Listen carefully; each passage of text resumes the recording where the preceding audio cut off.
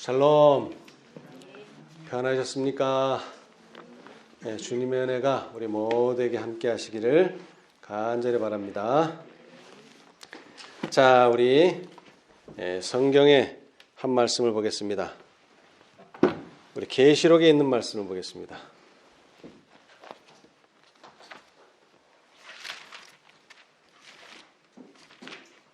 계시록 14장.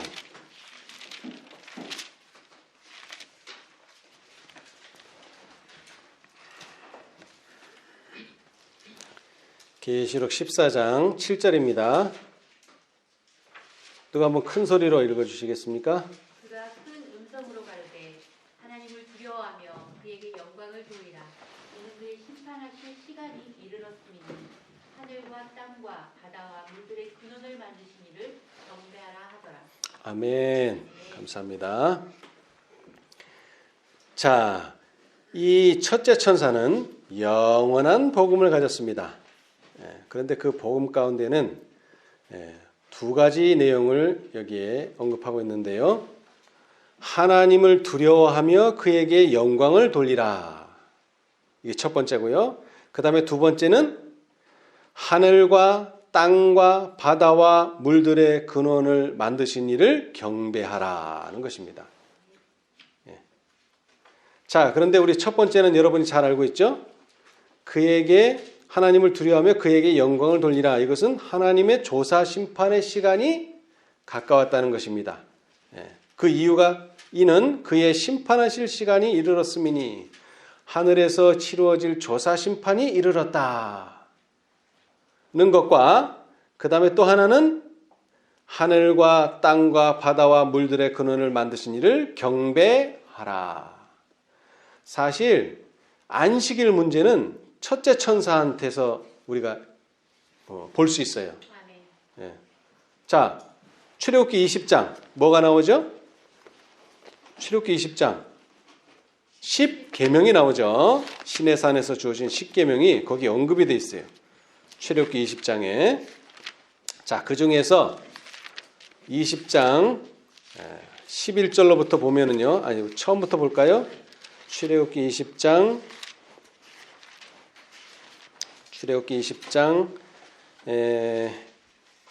8절서부터 보겠습니다. 8절. 이게 네 번째 계명인데요. 안식일을 기억하여 거룩히 지키라.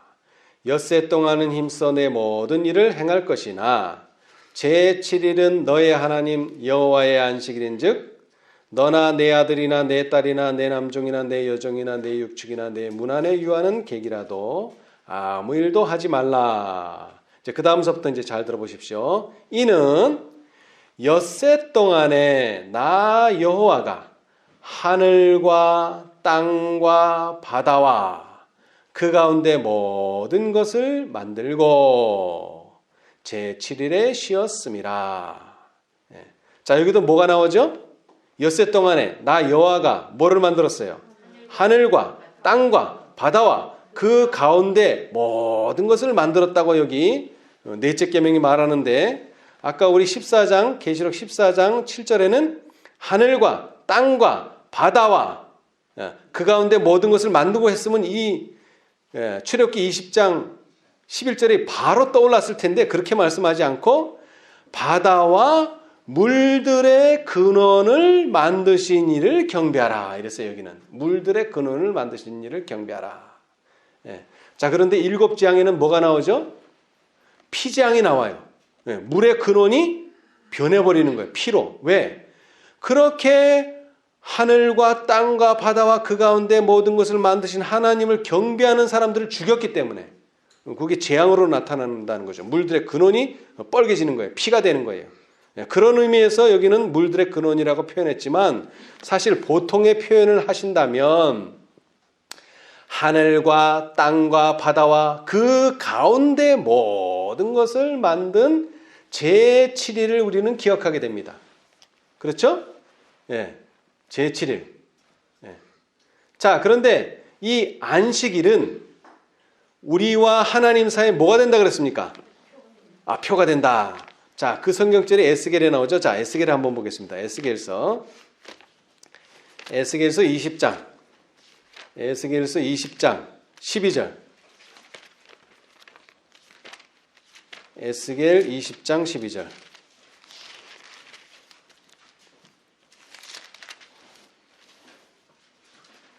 또 나는 그들을 거룩하게 하는 여호와인 줄 알게 하려 하여 내가 내 안식일을 주어 그들과 나 사이에 표징을 삼았었노라. 자, 안식일을 주었는데 왜 줬다 그랬습니까? 왜 안식일을 줬어요? 안식일을 준 이유가 거룩하게 하는 여호와인 줄 알고. 예, 나는 그들을, 그러니까 나라는 말은 여호와 하나님은 그들, 당신의 백성을 거룩하게 하는 또는 거룩하게 만드는 여호와인 줄을 알게 하려고 안식일을 주었다는 것입니다.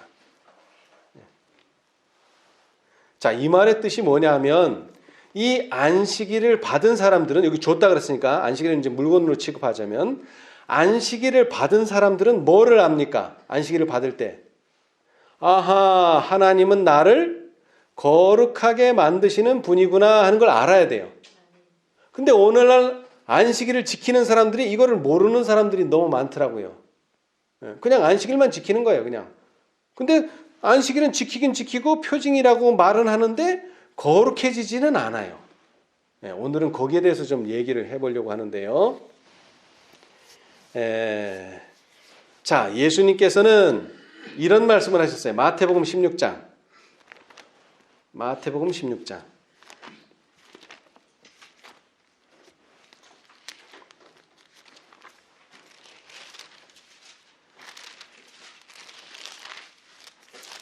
마태복음 16장 25절입니다. 마태복음 16장 25절.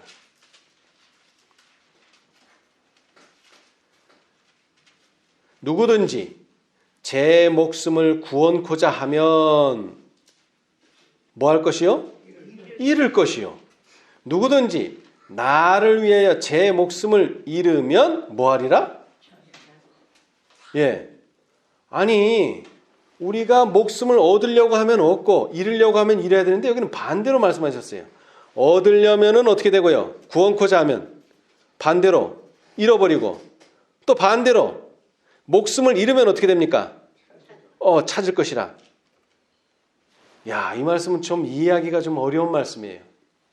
그런데 또 이 말씀을 가지고 예수님의 생애와 그 다음에 예수님의 제자들의 생애를 보면 이 말씀이 그대로 이루어진 것 같아요. 베드로가 왜 예수님을 부인했습니까? 살려고. 자기가 살려고 부인한 거예요. 그런데 어떻게 됐어요? 결국은 죽었죠. 죽는 경험을 했어요. 거듭남의 경험이란 죽어야지만 살아나는 겁니다.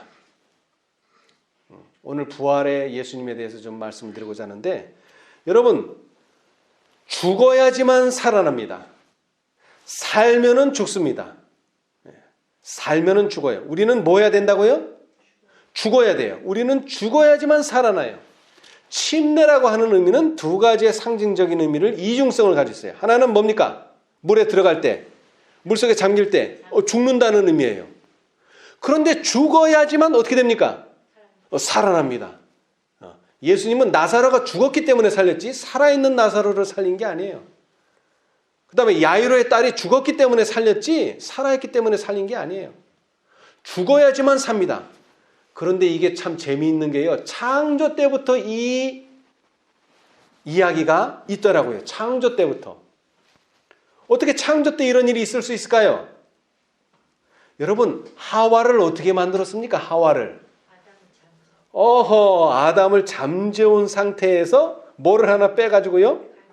갈빗대를 하나 딱 빼서 그것을 만들었어요. 그러면 우리 남자 갈빗대가 하나 모자라야 되잖아요. 근데 모자라요? 안 모자라요? 안 모자라요. 왜 안 모자랄까요?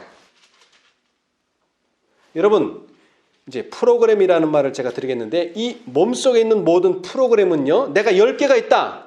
그러면 하나를 누굴 줬어요. 그럼 어떻게 돼요? 이 프로그램은 10개를 만들어야 됩니다. 이게 회복이라는 거예요. 왜? 원래 10개 있었으니까. 그런데 이 회복이 에덴 동산에서는 잘 됐어요. 한마디로 얘기해서 갈비뼈 하나 아니라 2개 빼줘도 갈비뼈가 다 어떻게 돼요? 다시 생겨납니다. 없는 채로 없어요. 그런데 사람이 뭐하고 나서부터 죄를 짓고 나서부터는 이게 안 되는 거예요. 회복이라는 게 안 돼요. 회복이라는 것 자체가 안 돼요. 그러나 사실 하나님의 뜻은 뭐예요? 회복되는 것이 하나님의 뜻입니다. 그러니까 내가 다른 사람한테 간을 줘도 어떻게 돼요? 회복이 돼요. 내가 그 신장 하나 줘도 회복이 돼요. 2개인데 하나 주면 하나님은 있어야 되는데 또 2개가 생겨요. 그러나 이 죄악의 세상에서는 그게 안 됩니다. 그렇게 된다고 믿으면 거 잘못 믿는 거예요. 죄악 세상에서는 안 돼. 그러나 만약 하늘에서 그런 희생이 벌어진다면 절대적으로 회복됩니다. 이것이 하나님의 프로그램이에요. 그래서 아담은 하나를 빼줬지만 하나가 회복됐어요. 대신 하나를 받은 하와는 하나의 몸이 됐어요. 그렇죠? 그런데 이 몸이 그냥 생명이 되는 것이 아닙니다. 뭐가 들어가야 돼요? 그 안에? 생기가 들어가야 돼요.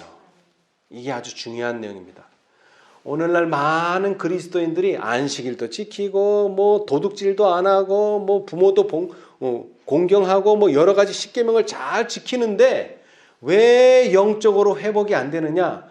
생기가 들어가지 않기 때문에 그래요. 그럼 왜 생기가 들어가지 않습니까? 왜 생기가 들어가질 않아요?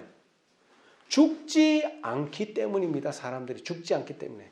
제가 죽는다는 말을 표현을 써서 그런데 자, 예수님을 봅시다.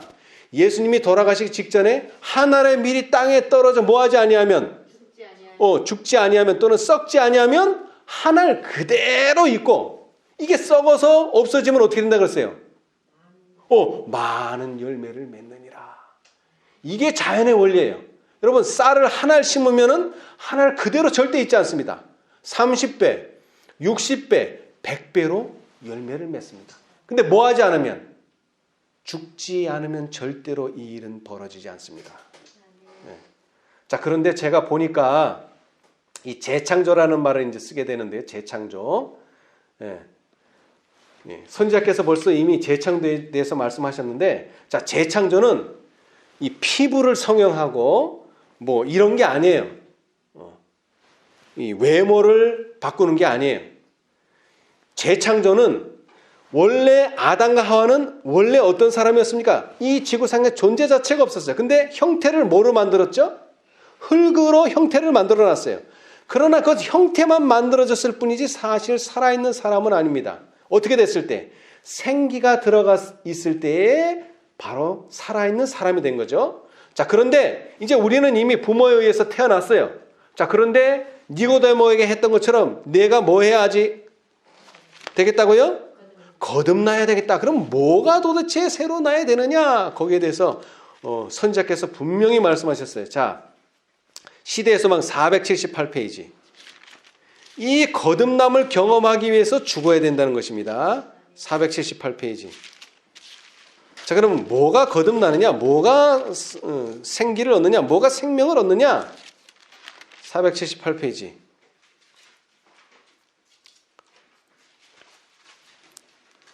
이게 아주 중요한 내용인데요. 시대의 소망 478페이지.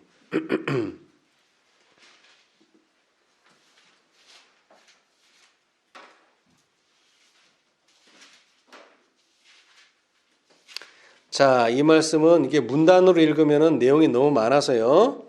자, 구속의 역사 800페이지, 시대의 소망 478페이지인데 구속의 역사 800페이지 오른쪽 단 위에서 2, 4, 6, 8, 11줄 정도 내려오면 하나님의 은혜의 복음만이 영혼을 향상시킬 수 있다는 말씀이 나옵니다.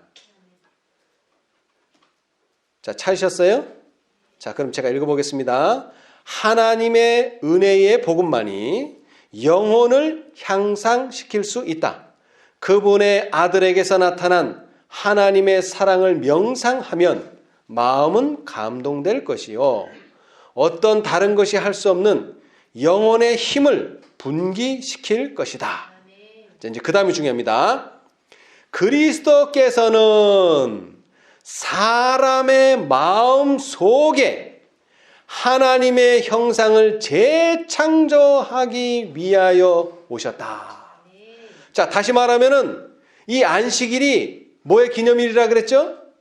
창조의 기념일인과 아울러 재창조의 기념일 또는 구속의 기념일인데, 그러면 뭐가 재창조되느냐? 우리의 마음속에 있는 하나님의 형상이 재창조된다는 것입니다. 이걸 다른 말로 하면 뭡니까? 품성이 또는 도덕성이, 우리의 도덕성이, 우리의 품성이 하나님과 같아지는 것을 말합니다. 그렇게 되었을 때의 안식일은 뭐가 되는 거예요? 우리를 거룩하게 하는 표징이 그제서야 된다는 거예요. 다시 말하자면 우리의 마음이, 우리의 품성이, 우리의 도덕성이 재창조되지 않으면 안식일 아무리 지켜봐야 그거는 하나님과 우리 사이의 표가 절대로 되지 않는다는 것입니다. 그러므로 누구든지 사람들을 그리스도에게서 돌아서게 하는 것은 사람을 참된 개발의 근원에서 떠나게 하는 것이다. 곧 사람들에게서 생애의 희망과 목적과 영광을 속여 빼앗고 있는 것이다. 그는 절도요 강도이다. 이게 뭐냐면은 양의 우리에 대한 거룩한 목자에 대한 비유에서 나로 말미암지 않고 오는 자는 다 뭐라 그랬어요? 절도요 강도라 그랬어요. 문은 내가 이 양우리의 문인데 이 문을 통하지 않고 오는 자들은 다 절도요 강도다. 그 이유가 무엇이냐? 바로 예수님을 통하지 않고는 하나님의 형상이 재창조되지 않는다는 것. 그리고 우리에게는 희망도 없고 목적도 없고 영광도 없다는 것. 그것을 알아야 된다는 거예요. 그런데 누가요? 거짓 목자들이, 거짓 선지자들이 이렇게 하나님의 법과 하나님의 과정을 다 도적질을 하고 있다는 거죠. 예. 자, 그래서 재창조란 무엇이냐? 재창조란 무엇이라고요? 사람의 마음 속에 하나님의 형상을 재창조하는 것이다. 자, 그 다음에 이제 안식일에 대해서 우리 288페이지 시대의 소망 288페이지 이걸 이해하고서 안식일을 다시 보겠습니다. 이게 첫째 천사의 기별이기도 하고요. 288페이지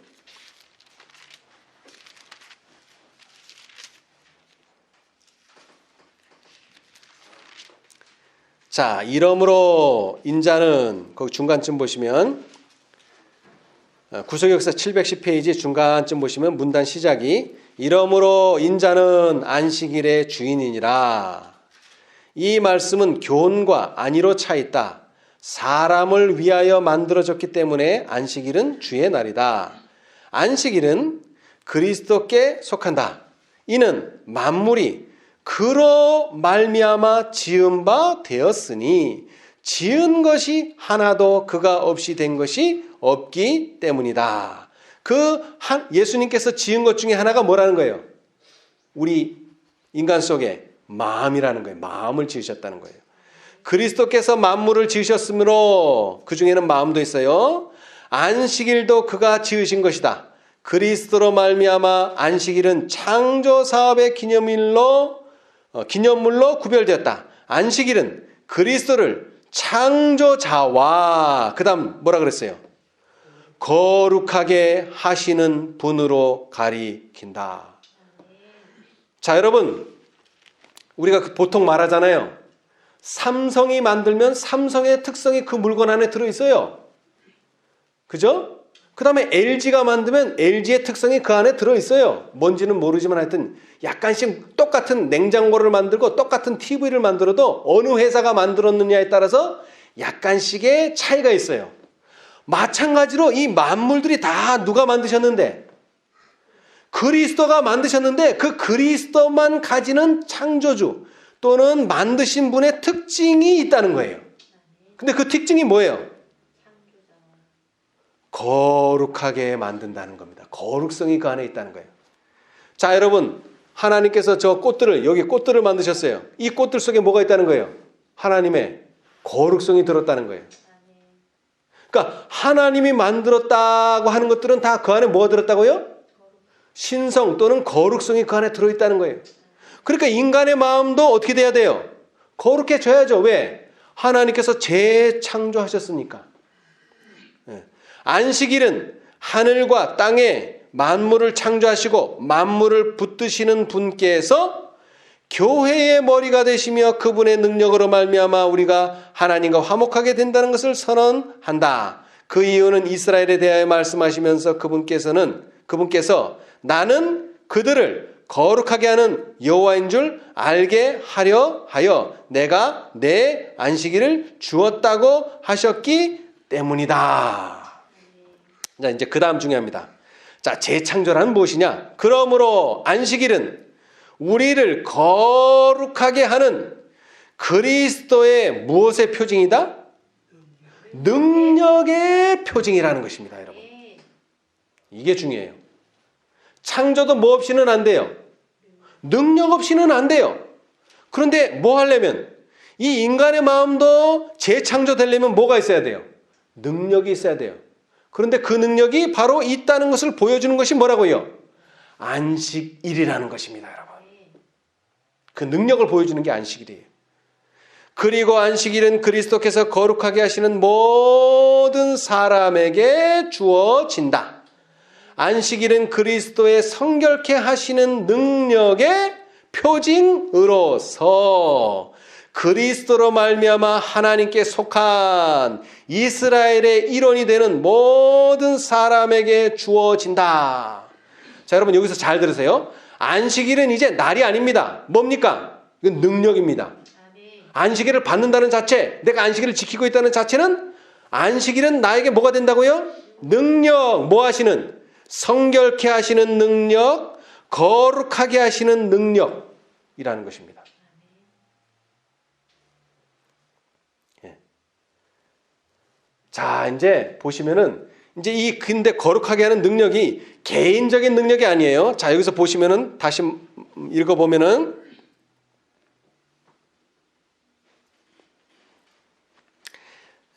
그러므로 안식일은 우리를 거룩하게 하는 그리스도의 능력의 표징이다. 그리고 안식일은 그리스도께서 거룩하게 하시는 모든 사람에게 주어진다. 안식일은 그리스도의 성결케 하시는 능력의 표징으로서 그리스도로 말미암아 하나님께 속한 누구의 일원이? 이스라엘의 일원이 되는 모든 사람에게 주어진다. 자, 여러분 안식일은 무엇을 구성합니까? 이제 이스라엘을 구성합니다. 이스라엘. 이 이스라엘을 다른 말로 하면 12지파 또는 계시록으로 표현하자면 14만 4천인이 되는 것이죠. 그렇죠? 예. 자, 그리고 아까도 말했지만 안식일은 하늘과 땅의 만물을 창조하시고 만물을 붙드시는 분께서 무엇의 머리가 되시며? 교회의 머리가 되시며 그분의 능력으로 말미암아 우리가 하나님과 화목하게 된다는 것을 선언한다 그랬는데요. 이 거듭나는 경험 또는 이 품성이 변화되는 경험 또는 예수님께서 죽은 사람을 살리시는 경험은 결국 예수님을 십자가에 못 박게 하는 구심점이 됩니다. 자, 그래서 제가 이 신약 시대에 예수님 당시에 어떤 죽었던 사람들이 살아난 날을 봤어요. 어떤 죽었던 사람들이. 그랬더니 제일 먼저 나오는 사건이 뭐냐면 왕의 신하의 아들이 죽은 건 아니에요. 죽은 건 아닌데 죽어가요. 자, 여기 보겠습니다. 자, 요한복음. 이 왕의 신하의 아들이 죽은 건 아닙니다. 근데 죽어가요. 자, 요한복음 4장. 요한복음 4장.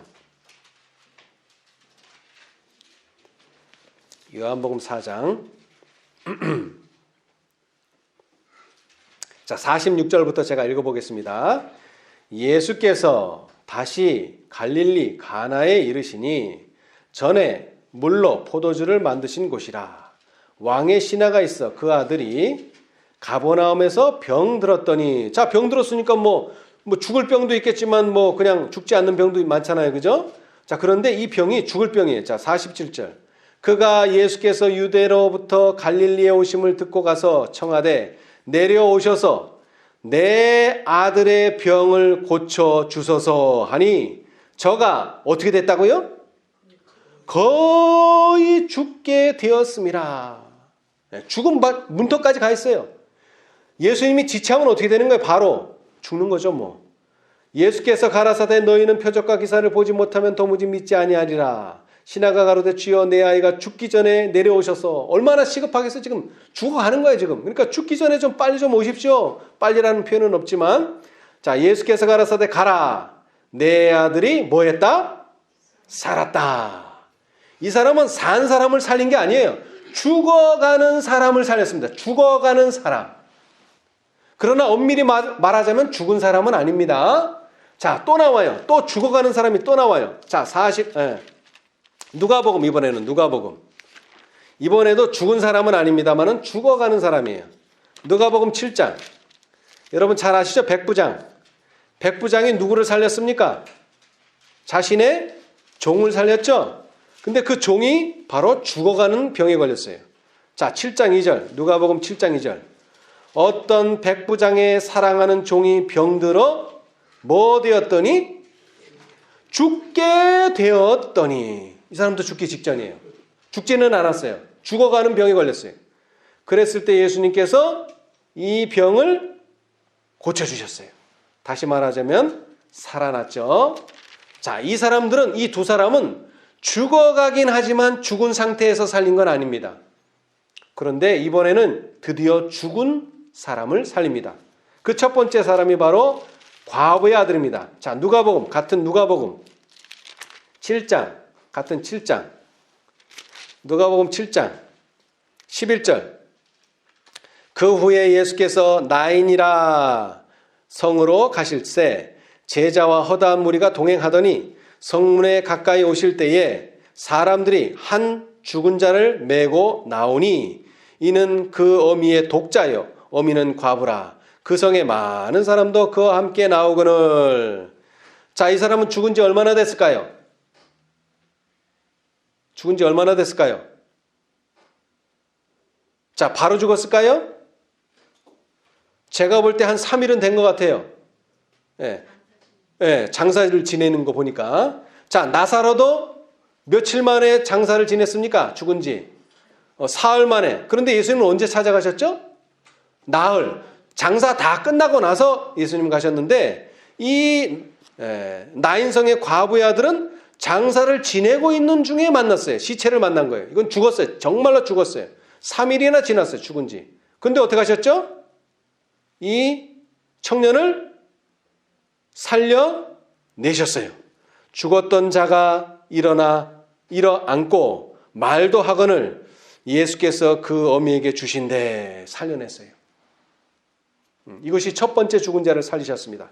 그 다음에 두 번째 죽은 자는 바로 야이로의 딸입니다. 자, 마가복음 야이로의 딸 마가복음 5장.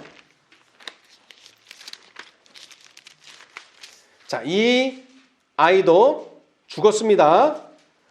자, 마가복음 5장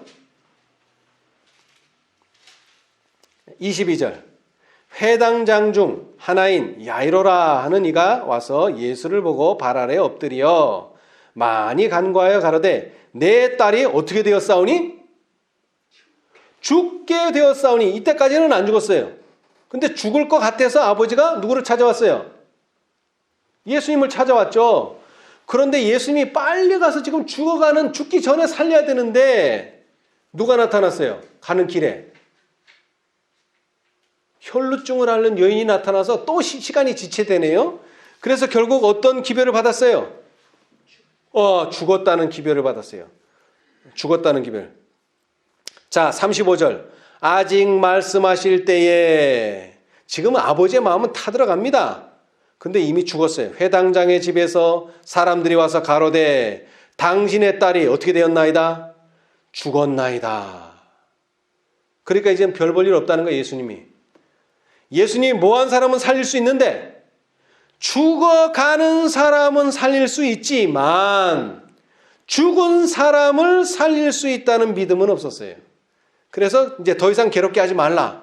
그랬더니 36절 예수께서 그 하는 말을 곁에서 들으시고 회당장에게 이르시되 두려워 말라. 뭐만 하라? 믿기만 하라 하시고 베드로와 야고보의 형제 요한 외에 아무도 따라옴을 허치 아니하시고 회당장의 집에 함께 가사 호남과 사람들의 울며 심히 통곡함을 보시고 들어가서 저희에게 이르시되 너희가 어찌하여 호남하며 우느냐? 이 아이가 죽은 것이 아니라 뭐한다? 잔다 하시니 저희가 비웃더라.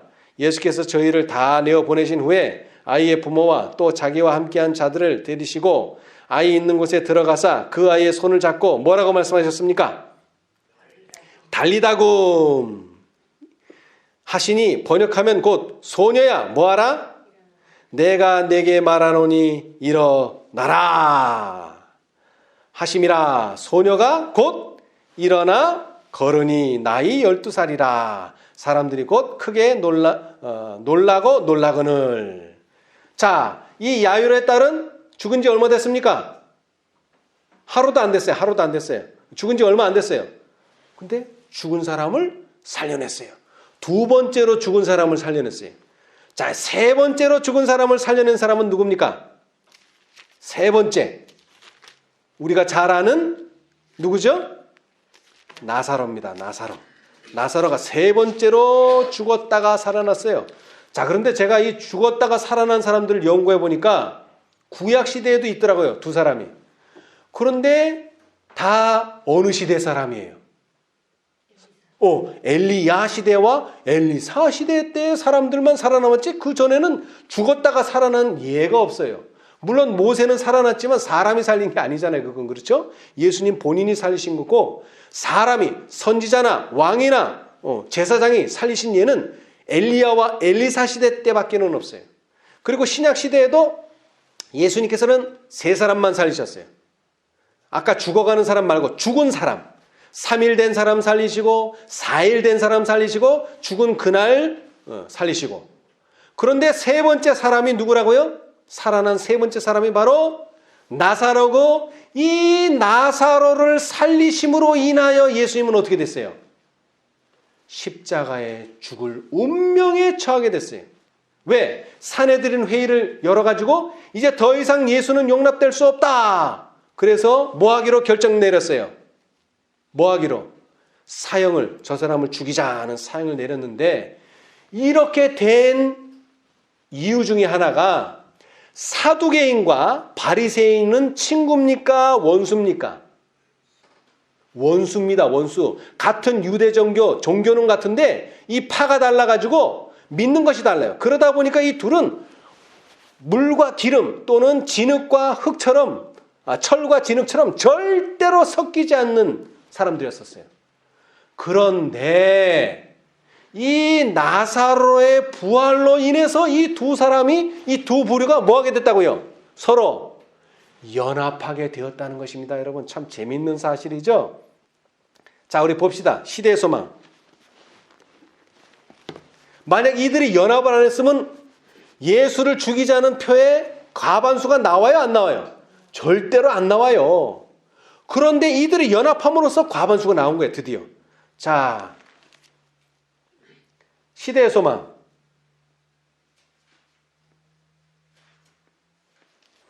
자, 537페이지. 시대의 소망 537페이지.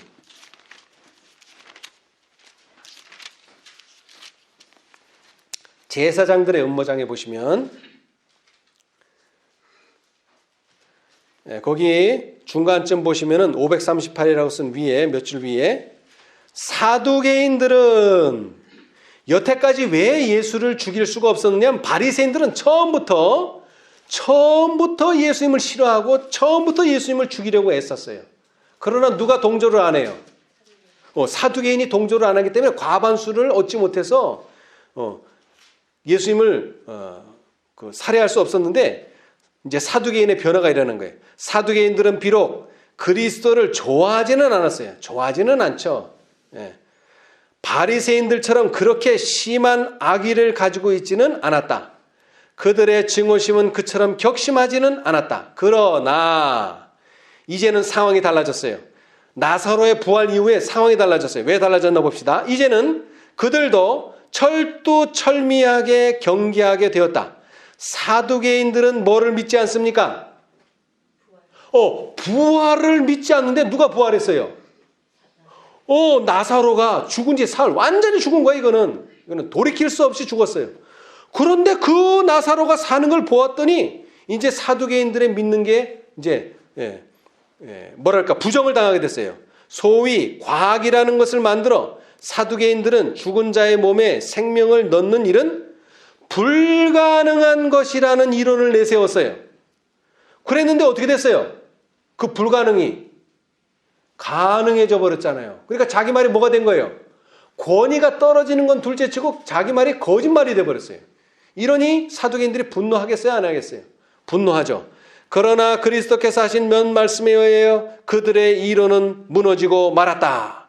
성경과 하나님의 능력, 이 두 면에서 사두개인들의 무식함이 드러났다. 여러분, 정말 그리스도인들이라면 이렇게 무식함이 드러났을 때 뭐 해야 됩니까?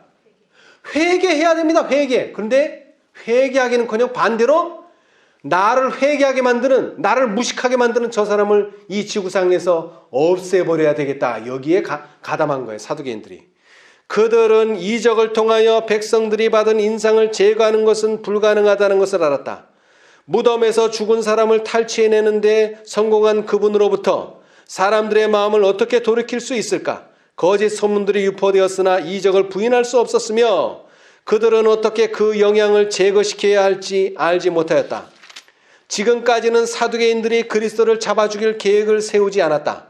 그러나 나사로의 부활 후에 그들은 그분의 죽음만이 그들에 대한 그분의 담대한 탄핵을 중지시킬 수 있으리라고 결정하였다. 이 결정에 의해서 뭐가 이제 소집됐어요? 산헤드린 회의가 소집된 거예요. 그럴 때 사두개인들이 무슨 표를 던졌어요? 이제 찬성표를 던진 거예요. 그리고 그 자리에 누가 초청을 받지 못했어요. 그 회의 자리에 니고데모와 요셉이 초청을 받지 못했어요. 왜? 저 사람 분명히 오면은 또 반대할 거다. 우리가 내는 의견을 반대할 거다. 그 다음에는 소수의 예수님을 동조하는 무리가 있었지만 그 사람들은 말 그대로 소수였기 때문에 과반수에는 미치지 못해서 결국 예수님을 죽이자는 표결에 예수님을 죽이자고 하는데 결정이 나버렸어요. 여러분, 오늘날 천주교회와 개신교회가 친구가 될 수 있습니까? 절대적으로 될 수 없습니다. 그런데 뭐가 되면요? 나사로의 부활과 같은, 자, 제가 지금은 부활이라고 말씀드렸지만, 자, 재창조는 뭐가 재창조된다는 거죠? 거듭남. 사람이 변화되는 모습을 보게 된다는 거예요. 그럴 때 그 사람들은 뭐라고 했어요? 야, 사람이 어떻게 거듭나? 그냥 대충 믿다가 예수님 은혜로 하늘나라 가는 거야. 그렇게 설교해 왔는데 특별히 안식일을 지키는 사람들이 14만 4천이나 어떻게 들어가? 우리는 못 들어가. 이렇게 해왔는데 저기 거룩한 백성이 나타나는 거예요. 그럼 어떻게 되는 거야? 자기들의 뭐가 드러나요? 그때 성경에 대한 무지함이 드러나고 자기들의 이론이 뭐예요? 무너지고 그러면 어떻게 되는 거예요? 이제 그때는 이제 반대편에 서게 되는 것이죠. 이제 자, 그런 내용이, 자, 세 무리가 마지막에 예수님 재림 전에는 세 무리가 연합합니다. 그렇죠? 그 세 무리가 어떤 무리입니까?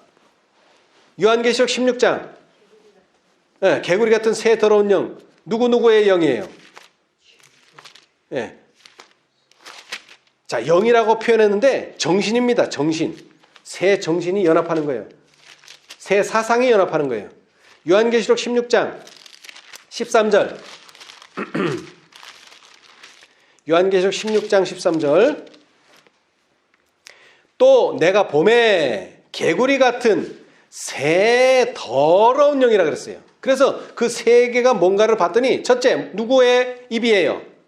용의 입과 짐승의 입과 거짓 선지자의 입에서 나오니, 뭐가 입에서 나옵니까? 입에서 뭐가 나와요? 입에서 뭐가 나와요? 말이 나오죠, 당연히 말이. 근데 그 말이 뭘 나타내요? 그 사람의 말이, 그 용의 말이, 그 짐승의 말이, 그 거짓 선지자의 말이, 본인이 가지고 있는 정신이 말해서 나타나는 거예요. 정신이. 자, 그런데 이 세 개가 한꺼번에 연합하는 게 아니라 먼저는 뭐와 뭐가 연합한다고요? 짐승의 입과 뭐가?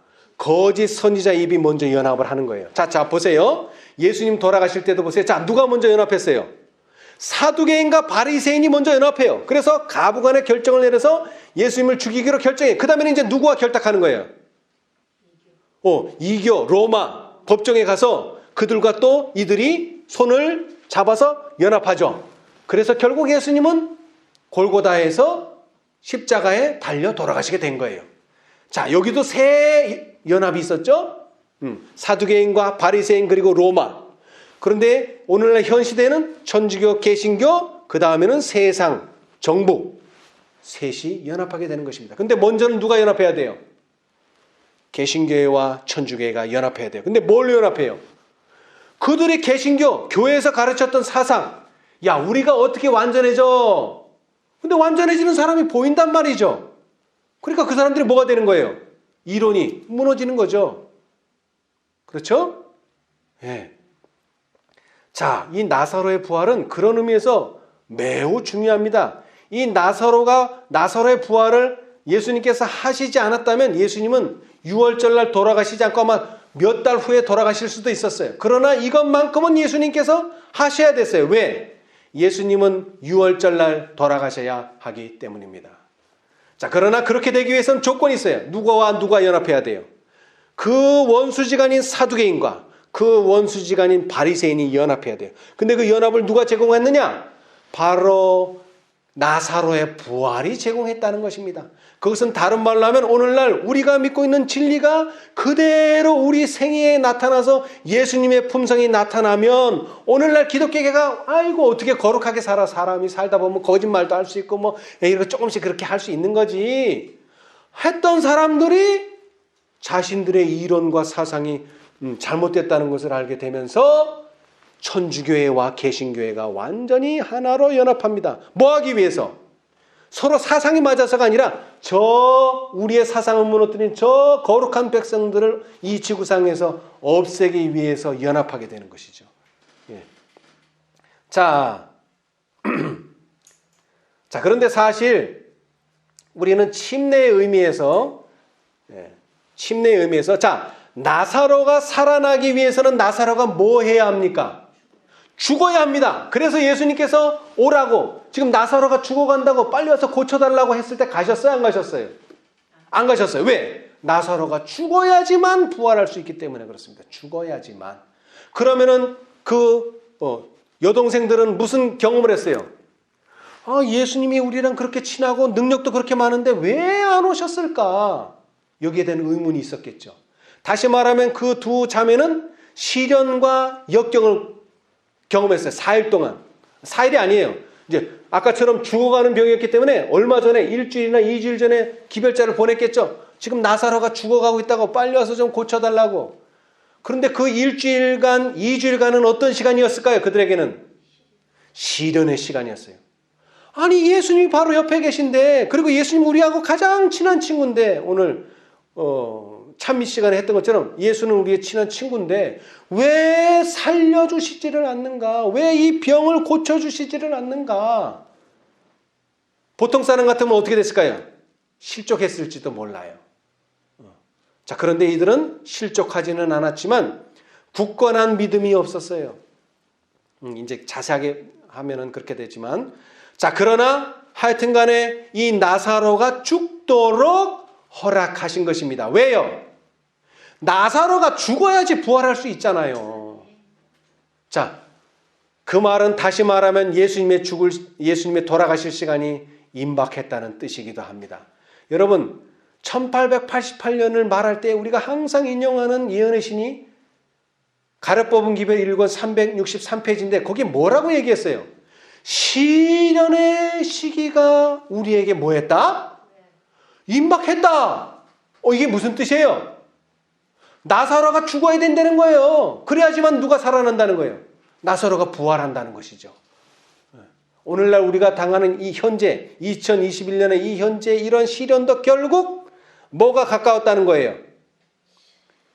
주님의 오심이 심히 가까웠다는 것입니다. 예. 자, 우리 교회가 이 새 더러운 영과 싸우게 되고 짐승과 그의 우상과 짐승의 수를 이기게 되는데, 자, 그러기 위해서는 의의 갑옷을 입어야 돼요. 자, 우리 선지자 왕 725페이지. 그 갑옷에 대해서는 에베소서 6장에 잘 나와 있어요. 자, 그런데 중요한 것은 이 갑옷이 언제 만들어지는가 하는 것입니다. 이 갑옷이. 자, 725페이지. 선지자 왕 725페이지. 자, 여러분 다 아시는 것처럼 사실 대쟁투 청소의 마지막 책은 어떤 책입니까? 각 시대의 대쟁투예요. 그러니까 구석의 경륜상으로 마지막에 일어나는 일들은 각 시대의 대쟁투에 언급되어 있어요. 그러나 실제적으로 화해 선지자가 가장 마지막에 쓴 책은 뭡니까? 실제적으로. 이것은 선지자 왕입니다. 세 번째 책 선지자 왕이에요. 두 번째 책. 두 번째 책 선지자 왕이에요. 그 중에서도 이것은 끝부분이에요. 자, 우리 725페이지. 거기 성경절이 나열되어 있는데 그 성경절 끝나고 교회는 구속의 역사 578페이지. 교회는 뭐를 입고? 그리스도의 의의 갑옷을 입고. 자, 그러면 이 그리스도의 의의 갑옷은 언제 만들어집니까? 그렇죠. 최후의 투쟁에 들어가기 전. 다시 말하자면 교회가 시련을 당할 때에 바로 이 그리스도의 의의 갑옷이 만들어진다는 것입니다. 여러분, 오늘날 개신교계에서요, 하나님의 전신갑주를 입으라 설교 많이 합니다. 그리고 거기에 분명히 나와 있어요. 전신갑주가 뭔지. 그런데 그게 언제 만들어지는지는 몰라요. 근데 우리는 분명히 아셔야 될 것이 나사로의 죽음이 있어야지만 부활할 수 있다는 것, 그리고 나사로가 부활해야지만 예수님이 십자가에 달리신다는 것, 이 시간의 순서가 그렇다는 거예요. 다시 말하면 하나님의 교회가 갑옷을 만들어 입으려면 뭐가 와야 된다는 거예요? 시련이 와야 된다는 거예요. 시련 없이는 절대로 이 갑옷은 만들어지지가 않습니다. 그 말을 다른 말로 하면 우리는 요한이 말한 그대로예요. 그는 흥하여야 하겠고 나는 쇠하여야 하리라. 내가 쇠해지지 않으면 절대로 예수님은 흥해지지가 않습니다. 오늘 우리가 그걸 경험해야 된다는 거예요. 우리는 이제 이론은 다 배웠어요. 그러나 이 이론으로는 이 전쟁에 승리할 수 없습니다. 우리는 실제적인 경험을 해야 돼요. 그 실제적인 경험은 뭐예요? 내가 죽는 경험. 그리고 교회가 죽는 경험을 해야 된다는 거예요. 그러면 뭐가 만들어지냐? 그리스도의 의의 갑옷이 만들어져요. 그러면은 이제 그 갑옷을 입고 최후의 투쟁에 들어가야 한다. 달같이 아름답고 해같이 맑고 기치를 벌인 군대같이 어미한 교회는 온 세상에 나아가 정복하고 정복해야 한다. 아멘. 자, 그런데 이것이 정말로 그런가 봤더니 마태복음의 순서가 정말로 그렇더라고요. 자, 봅시다. 이렇게 되려면 먼저 뭐가 나타나야 돼요? 다섯째 천사가 나타나야 되잖아요. 그죠? 자, 봅시다. 우리 마태복음에. 사실 누가복음에 색깔들은 나오는데 마태복음에는 그 순서가 나와 있더라고요. 자, 마태복음. 여러분, 사복음서를 읽을 때 주의해야 할 사항이 하나 있는데요. 이 사복음서는 시간의 순서대로 쓰여져 있지 않다는 것입니다. 유일하게 요한복음만이 거의 100%에 가깝게 시간의 순서대로 쓰여 있고 다른 마태, 마가, 누가는 절대적으로 시간의 순서로 돼 있잖아요. 다시 말하자면 마태복음 10장의 사건이 마태복음 20장의 사건보다 뒤에 나올 수도 있다는 것입니다. 순서대로 써 있지 않았어요. 그것을 참조하고 제 성경절을 보십시오. 자, 마태복음 10장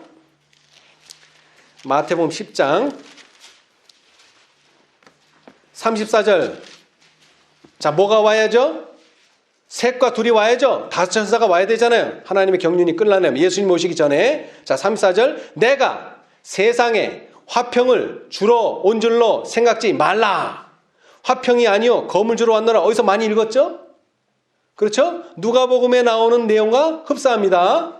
셋과 둘 나올 때, 자, 예수님이 뭐를 주러 왔다고요? 검을 주러 왔노라. 그러니까 분쟁이 일어난다는 거예요. 자, 35절.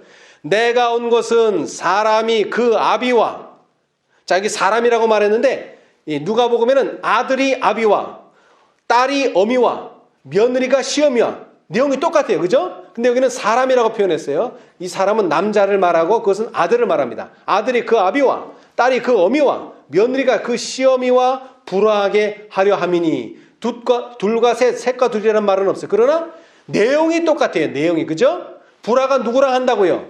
아들과 아비, 딸과 어미, 그 다음에 며느리와 시어미. 똑같아요.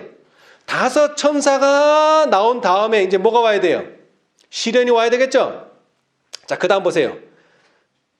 36절. 사람의 원수가 자기 집안 식구리라. 자, 37절. 아비나 어미를 나보다 더 사랑하는 자는 내게 합당치 아니하고 아들이나 딸을 나보다 더 사랑하는 자도 내게 합당치 아니하고 또 자기 십자가를 지고 나를 쫓지 않는 자도 내게 합당치 아니하니라. 자, 이제 뭐가 나와요? 이 다섯 천사의 기별 다음에 뭐가 나와요? 십자가가 나와요. 우리는 뭘 져야 된다? 십자가를 져야 된다. 그래서 십자가를 지고 나를 쫓지 않는 자는 내게 뭐하지 않다? 합당치 않다. 십자가가 나옵니다. 시련이 나와요. 자, 그 시련의 때 우리는 뭐 해야 돼요? 자기 목숨을 얻는 자는 뭐 할 것이요? 잃을 것이요. 나를 위하여 자기 목숨을 잃는 자는 뭐 하리라? 얻으리라. 예. 자, 그 다음에 이제 뭐가 나와요? 큰 외침이 나오죠. 너희를 영접하는 자는 곧 누구를? 나를 영접하는 것이요. 큰 외침 때 똑같아요. 다섯째 사자를 영접하는 자는 누구를 영접하는 자입니까? 큰 외침 때 예수님을 영접하는 것과 똑같습니다. 그래서 전혀 신앙 없는 사람도 뭐가 돼버려요? 14만 4천인. 보통 기독교인들도 아이고 우리가 어떻게 그런 특별한 무리에 들어갑니까 하는 그 특별한 무리에 전혀 신앙심 없는 사람도 우리의 기별을 영접하기만 하면은 누구를 영접하는 것과 같아서 그리스도를 영접하는 것과 같아서 안식일이 주는 능력, 변화시키는 능력, 경건케 하는 능력이 나타난다는 것입니다. 나를 영접하는 것이요 나를 영접하는 자는 나 보내신 이를 영접하는 것이니라. 자, 그 다음 41절. 선지자의 이름으로 선지자를 영접하는 자는 선지자의 상을 받을 것이요 의인의 이름으로 의인을 영접하는 자는 의인의 상을 받을 것이요. 여러분, 예수님이 오셔서 하는 일이 뭡니까? 상과 벌을 주시는 겁니다. 예수님이 재림이에요. 이게 순서대로 돼 있다는 거예요 지금. 자, 이제 다섯째 천사가 이론적으로는 다 이해했어요. 이제 그 다음에 오는 건 뭐예요? 그 다음에 올 성경절은 십자가입니다. 자기 십자가를 지고 나를 좇지 않는 자도 내게 합당치 아니하니라. 자기 목숨을 얻는 자는 잃을 것이요 나를 위하여 자기 목숨을 잃는 자는 얻으리라. 아멘. 자, 요한복음 17장도 봅시다. 요한복음이 아니라 누가복음 17장.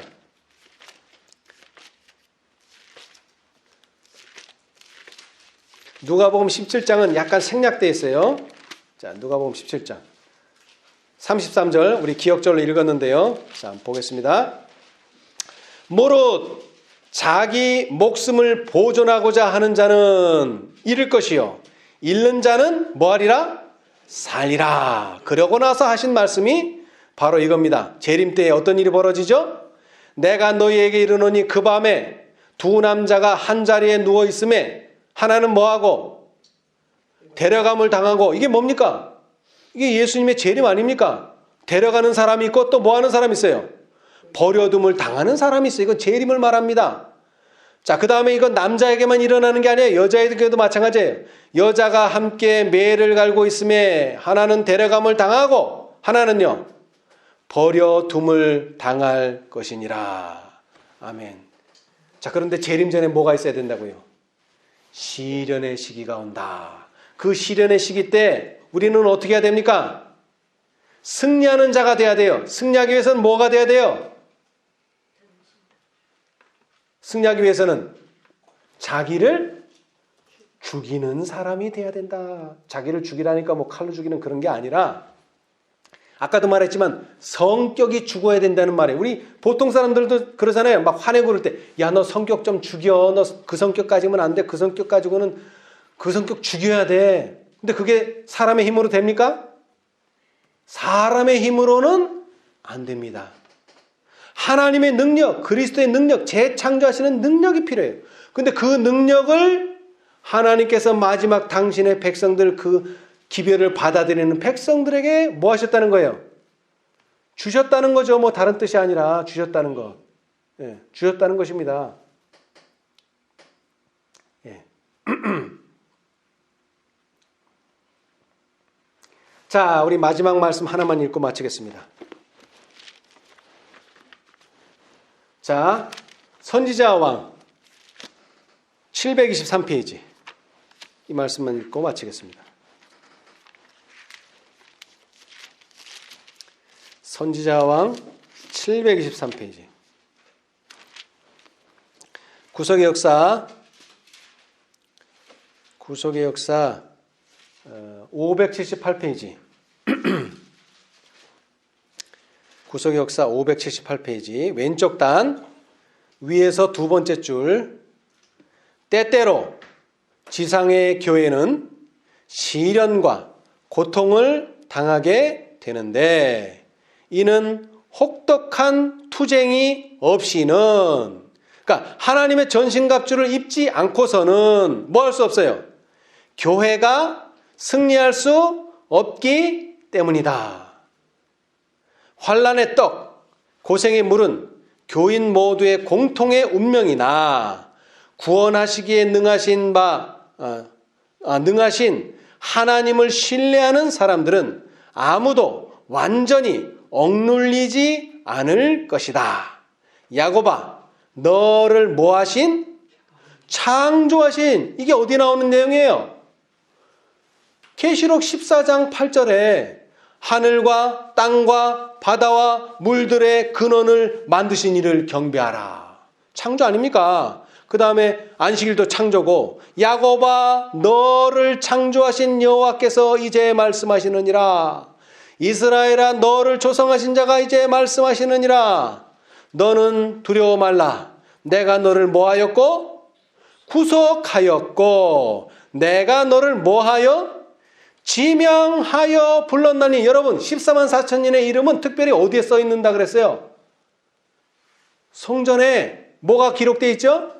이름이 기록되어 있어요. 이름이. 지명하여 불렀나니 너는 내 것이라. 내가 물 가운데로 지날 때에 내가 함께 할 것이라. 강을 건널 때에 물이 너를 침몰치 못할 것이며 내가 불 가운데로 행할 때에 타지도 아니할 것이요 불꽃이 너를 사르지도 못하리니 대전하는 여호와 내 하나님이요 이스라엘의 거룩한 자요 내 구원자임이라. 내가 애굽을 너의 속량물로 구스와 스바를 너의 대신으로 주었노라. 내가 너를 보배롭고 존귀하게 여기고 너를 사랑하였은즉 내가 사람들을 주어 너를 바꾸며 백성들로 내 생명을 대신하리라. 아멘. 오늘 이 약속이 우리 모두의 신앙 경험에서 있게 되기를 간절히 바라면서 오늘 말씀 마치겠습니다. 감사합니다. 하늘에 계시는 감사하신 저희들의 아버지, 주님의 이 크신 은혜를 인하여 참으로 감사합니다. 주님께서 죽어가는 자들을 살려주시고 또한 죽은 자를 살려주셨사오니 감사합니다. 오늘날 우리가 참으로 신앙을 한다고는 하지만 아직도 연약하고 참으로 죽은 자와 같이 아무런 존재도 없는 그러한 교회요, 그러한 개인들입니다. 그러나 주님, 우리가 믿음 안에서 잠자고 있을 때에 우리의 갈비뼈를 취하여 하와를 만드셨던 것처럼 우리가 잠자는 것처럼 보이나 우리가 아무 일도 하지 않는 것처럼 보이나 우리가 주님만을 신뢰하고 있을 때에 주님께서 우리를 변화시키시고 주님께서 우리를 성결케 해 주신다는 약속을 주셨사오니 감사합니다. 이제 주님의 말씀의 손에 우리의 영혼을 부탁할 수 있도록 도와주시고 오늘날 이제 다섯 천사의 밝은 진리 아래 교회에 다가오는 모든 시련들을 감당할 수 있도록 축복하여 주시옵소서. 우리가 모르고 당한다면 참으로 슬프겠지만 이런 일이 있을 것을 이미 예언하셨사오니 이제 이 모든 예언의 말씀을 따라 이 모든 일들을 준비할 수 있도록 축복하여 주시옵소서. 그리하여 그리스도의 의의 갑옷을 준비할 수 있게 해 주시고 이 갑옷을 입고 주님께서 허락하시는 대쟁투에서 승리하는 당신의 백성 되게 하여 주시옵소서. 아직도 어찌하여야 할 바를 모르는 당신의 연약한 백성들, 또 믿음이 연약한 형제 자매들을 기억하여 주시고 당신의 깃발 아래, 당신의 안식의 능력 아래 함께 모일 수 있도록 축복하여 주시옵소서. 모든 것을 예수님의 이름으로 기도합니다. 아멘.